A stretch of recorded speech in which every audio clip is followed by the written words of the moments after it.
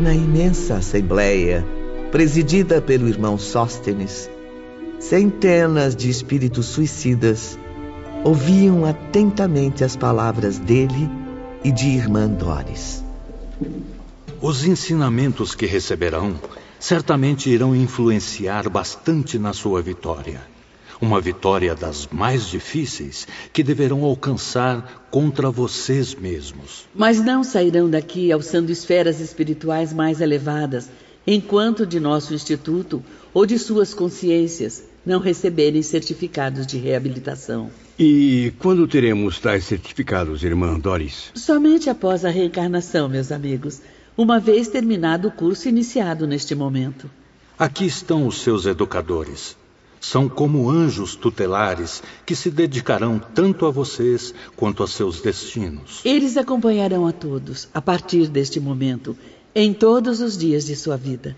E só darão por cumprida a nobre missão quando vocês voltarem da Terra novamente para este abrigo no mundo espiritual. Receberão, então, e ganharão como que um passaporte para outra localidade espiritual, onde retomarão a rota evolutiva tragicamente interrompida pelo suicídio. À minha direita está Epaminondas de Vigo, espírito elevadíssimo, que vem desde o Antigo Egito e da Idade Média na Espanha até os dias atuais, servindo a verdade em nome de Deus. Nos tempos apostólicos, como discípulo de Pedro, glorificou o Mestre Divino, sofrendo o martírio e a morte no circo de Nero. Na Espanha, brilhou como estrela salvadora, auxiliando os desgraçados e perseguidos. Mas justamente porque brilhava no meio das trevas, sacrificaram-no outra vez, não mais atirando seu velho corpo carnal às feras famintas, mas queimando-o numa fogueira pública. À esquerda, Surya Omar, antigo mestre de iniciação em Alexandria, notável filósofo na Grécia, logo após a chegada de Sócrates. Como precursor de Jesus Cristo, ensinou a doutrina secreta a discípulos das mais modestas classes sociais, aos deserdados e infelizes. Espalhou conhecimentos repletos de vibrações divinas, inspirado na elevação dos pensamentos ao Criador. Mais tarde, reencarnou na própria Judéia, atraído pela figura incomparável do Mestre dos Mestres. Desdobrou-se em atitudes humildes, por seguir as pegadas luminosas do Pastor Celeste. Já em idade avançada, conheceu as duras perseguições de Jerusalém. Fortalecido por uma fé inabalável, sofreu longo martírio no fundo de um calabouço. Foi torturado com a cegueira, martirizado com espancamentos, mutilações dolorosas, até que seu corpo não mais resistiu e ele passou para a grande pátria espiritual. Surya Omar, como Epaminondas, teve a mente voltada desde muitos séculos para as altas expressões da espiritualidade. Hoje, se ambos continuam operando na região de angústias em que nos encontramos, não será porque lhes faltem merecimentos para alçar esferas superiores, mas porque preferem estender atenções e amor aos mais desgraçados. E este é Aníbal, meus caros filhos, jovem que conheceu pessoalmente a Jesus de Nazaré durante suas pregações inesquecíveis pela Judéia. Aníbal de Silas, um daqueles meninos presentes no grupo que Jesus abençoou diretamente, dizendo: "Deixai vir a mim as criancinhas, porque delas é o reino dos céus." Aníbal, que oferecerá a vocês ensinamentos cristãos exatamente como os ouviu do próprio Mestre. E ele assegura que quando Jesus pregava sua doutrina de amor, quadros explicativos de maravilhosa precisão e encanto surgiam inesperadamente à visão dos ouvintes. Sim, irmã Doris, esclarecendo-os de forma inconfundível, por imprimirem na mente de cada um o exemplo que nunca mais seria esquecido. Era por isso que, falando, o grande Salvador conseguia conter multidões famintas por longas horas. Era capaz de dominar povos rebeldes, arrebatar ouvintes, convencer corações receosos. Aníbal cresceu e fez-se homem, sentindo-se sempre envolvido pelas radiações do Divino Mestre e que nunca mais se apagaram das suas recordações. Trabalhou pela causa, repetiu o que ouviu do Senhor ou de seus apóstolos, preferindo, porém, instruir crianças e jovens, lembrando-se da bondade com que Jesus se dirigia à infância. Viajou e sofreu perseguições, injúrias, injustiças, até porque era de bom gosto social criticar os adeptos do Messias, ofendê-los, persegui-los, matá-los. Em Roma, Aníbal viu-se glorificado pelo martírio. Teve o corpo incinerado num poço que ornamentava os jardins de Nero, aos 37 anos de idade.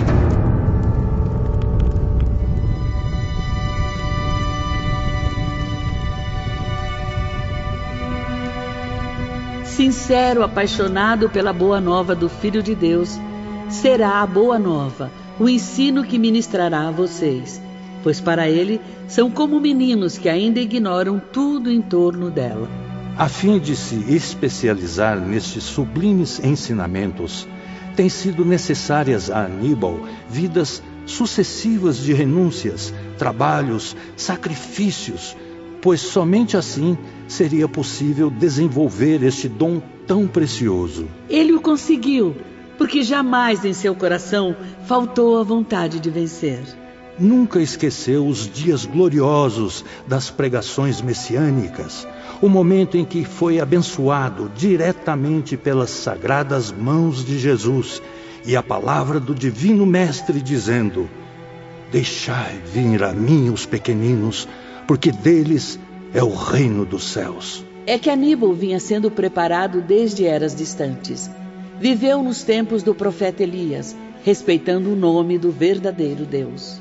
Foi, mais tarde, iniciado nos mistérios das ciências pela antiga escola dos egípcios. Apesar do sacrifício em Roma, renasceu ainda na terra.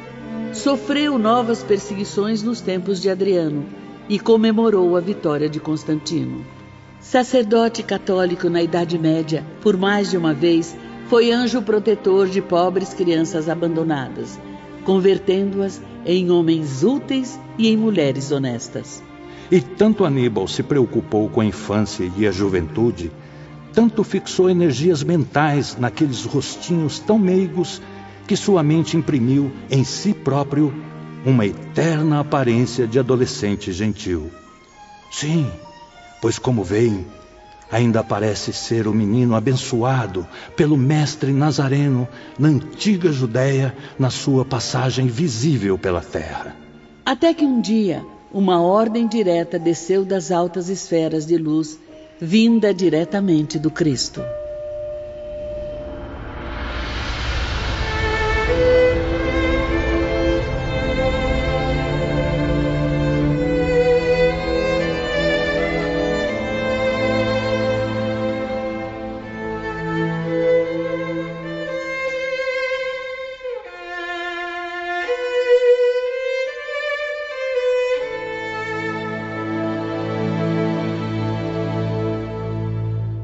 Vai, Aníbal, e oferece dos teus labores à legião de minha mãe. Socorre com meus ensinamentos que tanto prezas os que mais destituídos de luzes e de forças encontrares, confiados aos teus cuidados. Pensa de preferência naqueles cujas mentes hão desfalecido sob as penalidades do suicídio. Entreguei-os de há muito à direção de minha mãe, porque só a inspiração maternal será bastante caridosa para erguê-los para Deus. Ensina-lhes, Aníbal, a minha palavra. Desperta-os recordando-lhes os exemplos que deixei. Através de minhas lições, ensina-os a amar, a servir, a dominar as paixões, aplicando sobre elas as forças do conhecimento. a encontrar as estradas da redenção no cumprimento do dever que para os homens tracei, a sofrer com paciência, porque o sofrimento é prenúncio de glória, alavanca poderosa do progresso. Abre-lhes o livro das tuas recordações. Lembra-te de quando me ouvias na Judéia e ilumina-os com as claridades do meu evangelho, pois é só isso o que lhes falta.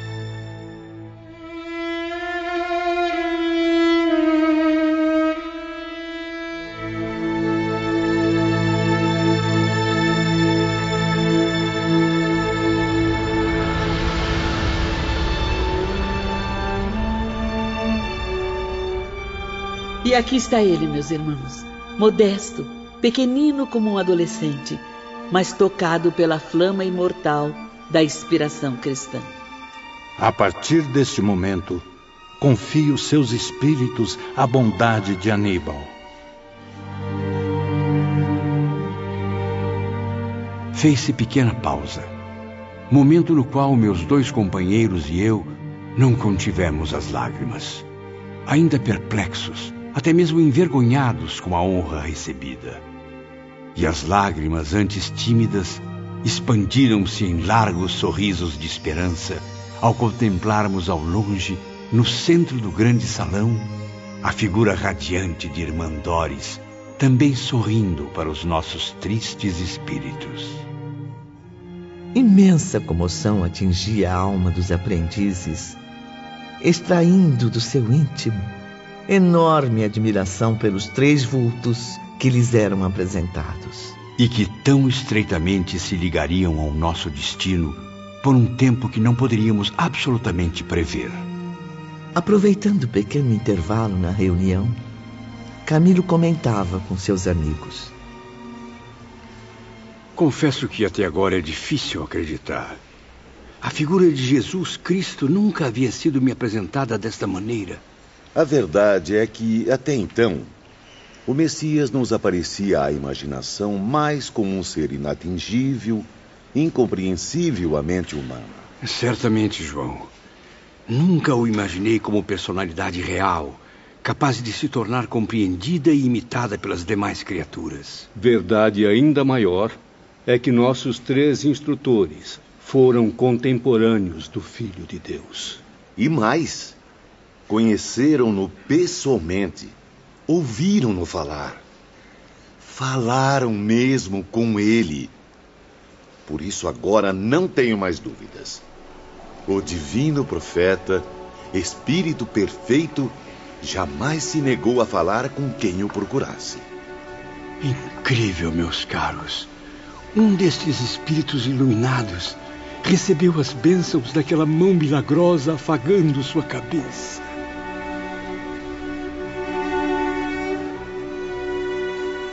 Muitos internos haviam ocultado a face entre as mãos.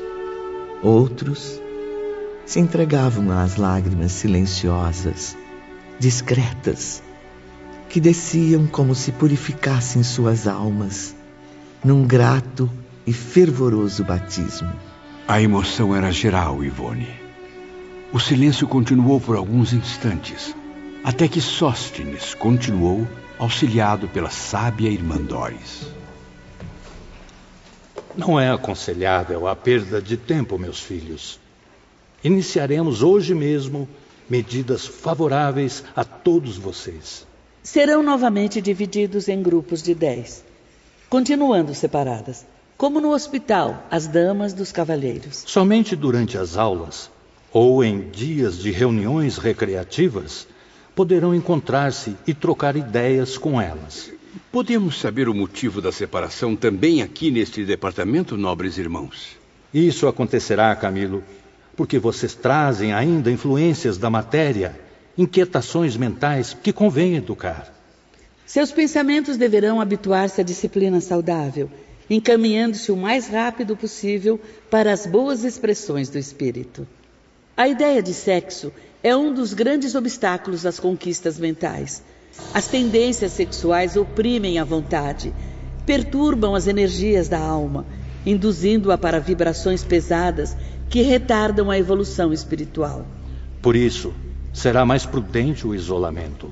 A separação levará vocês a se esquecerem de que foram homens e mulheres no plano material. Em seguida, se lembrarão de que agora devem buscar o amor espiritual, com o sentimento fraterno inalterável. Contudo, entidades esclarecidas e que ocuparam na Terra corpos femininos acompanharão todos vocês em missões educativas e familiares. Escolhidas em nossa equipe de legionários vigilantes, serão como mentoras que os auxiliarão a se adaptarem ao ambiente espiritual. Desculpe-me, irmão Sóstenes, mas já não conhecemos o ambiente espiritual? Na verdade, ainda o desconhecem, e muito, meu caro Camilo Botelho. Seus estágios no além-túmulo têm se verificado, até agora, apenas entre as camadas inferiores do invisível, o que não é a mesma coisa. E quais serão as funções delas enquanto nossas mentoras, digníssimos? Atenderão a seus pedidos, transmitindo-os à diretoria. Manterão, assim, ao redor dos seus corações os sagrados sentimentos da família. Porque ainda reencarnarão muitas vezes, reconstituindo lares que nem sempre souberam respeitar. Ao acompanhar vocês, essas mulheres desempenharão o papel do carinho materno. Como veem, meus filhos, toda ajuda que a lei permite no caso deplorável de vocês será oferecida pela direção desta colônia espiritual. Então, avante, caros amigos e irmãos. Coragem, fé e determinação para a grande batalha libertadora. Em um salão, ao lado da sala de assembleias, encontravam-se as damas da vigilância. Eram legionárias em aprendizado para futuras tarefas femininas. Serviços a serem experimentados na Terra, mas que seriam praticados agora junto a nós, espíritos sofredores, carentes de elucidações e conforto. Rita e Doris estavam entre elas, o que foi um alívio para Camilo e seus companheiros. E foi com extrema satisfação que os aprendizes beijaram as mãos daquelas nobres mulheres. Venham, meus amigos. Serão agora encaminhados a outro importante setor.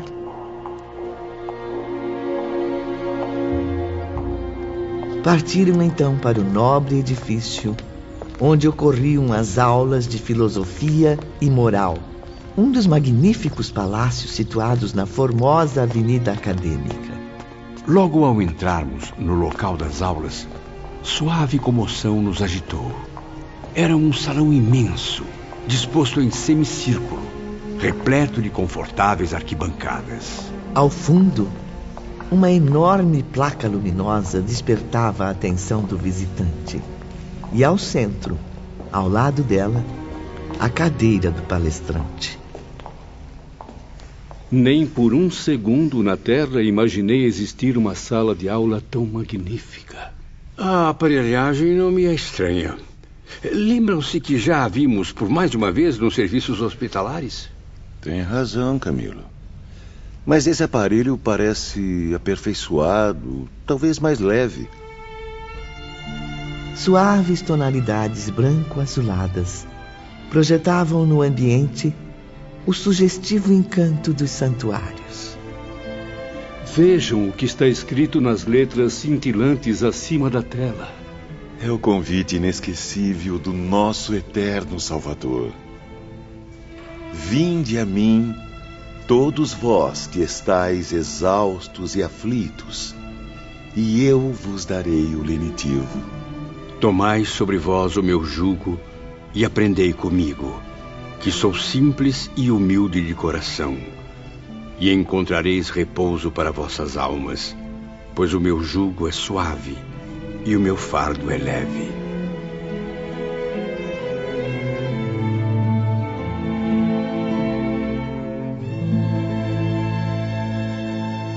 Logo depois, entrava na sala o primeiro professor. Era o jovem Aníbal de Silas. Vinha seguido de 2 auxiliares, Pedro e Salústio, adolescentes também e muito atenciosos. A brilhante irmã Rita, igualmente, integrava o grupo de iniciados espirituais. Pensamentos do passado invadiram minha consciência, deixando que recordações queridas da infância emergissem do meu coração.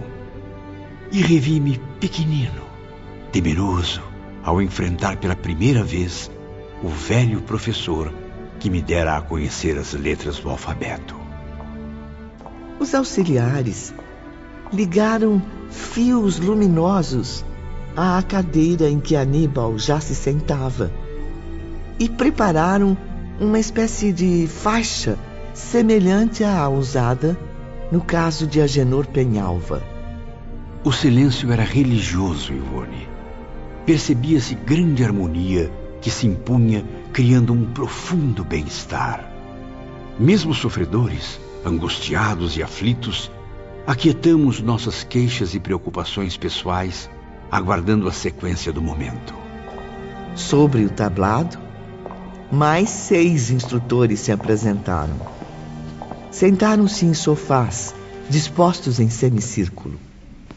Aníbal permanecia ao centro, ao lado de irmã Rita, enquanto Pedro e Salústio se distanciavam. Aníbal levantou-se. Sentimentos de esperança murmuravam misteriosamente em nossos corações desesperados.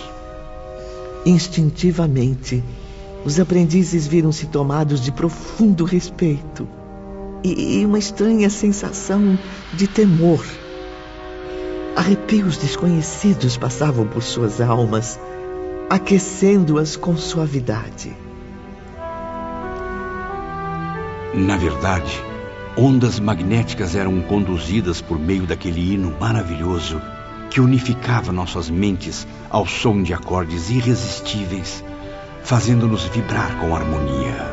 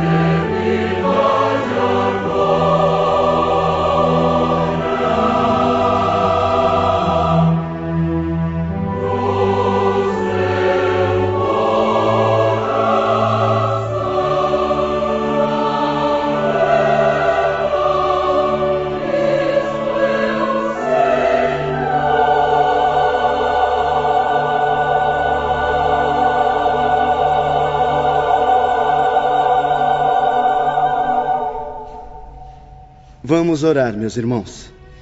Antes de quaisquer compromissos, cumpre-nos o dever de nos apresentarmos a Deus pelas forças mentais do nosso espírito.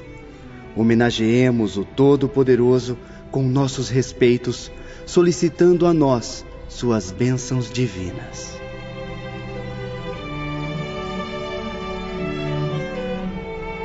Para nós, aqueles olhos brilhantes eram como tochas vivas que reconfortavam nossas almas amarguradas, uma a uma. Baixamos então as cabeças, amedrontados na presença daquela força tão superior. A prece, meus caros irmãos, será a vigorosa fortaleza capaz de manter serenos os seus pensamentos. Neste nosso primeiro encontro, fiz questão de convidar a querida irmã Rita para participar da palestra. Ela certamente também nos trará muitos ensinamentos sobre o poder da oração. Sim, Aníbal, pois precisarão de tranquilidade para enfrentar as tormentas que virão. Por isso, alçar a mente ao infinito, nas suaves expressões de uma oração sincera e inteligente, é a chave para o início do progresso. Orando, apresentando-se confiantes e respeitosos ao Pai Supremo, receberão dele a influência bendita de suas forças indestrutíveis. Impulsionados pela prece bem sentida e compreendida, aprenderão cada vez mais a mergulhar o pensamento nas dádivas celestes e voltarão esclarecidos para desempenhar as mais árduas tarefas. No intuito de iniciarem logo esse roteiro tão proveitoso, convém esquecer o passado e perseverar no bem, meus amigos. Não importa se a lembrança dos crimes cometidos pese em suas consciências, nem que por isso surjam novas dificuldades a enfrentar. O que se torna urgente e inadiável é querer iniciar a tentativa. É vocês se aventurarem vigorosamente reanimados pela mais viva coragem que puderem convocar. E Aníbal orou então, atraindo nossos míseros pensamentos para aquelas estradas suaves que espalhavam bálsamos confortadores e forças renovadoras. À medida que orava, porém, uma faixa fosforescente de radiação azulada estendia-se sobre ele, envolvendo a todos como num mágico gesto de bênção. Aníbal sentou-se ao centro do semicírculo formado pelos 6 instrutores. Pedro e Salúcio colocaram a faixa de luz em sua cabeça, ligando-a à tela espelhada. Um minuto de recolhimento e concentração predominou entre o grupo dos elevados orientadores espirituais. Logo após, o professor iniciava a explicação da sua importante aula, assessorado por Rita.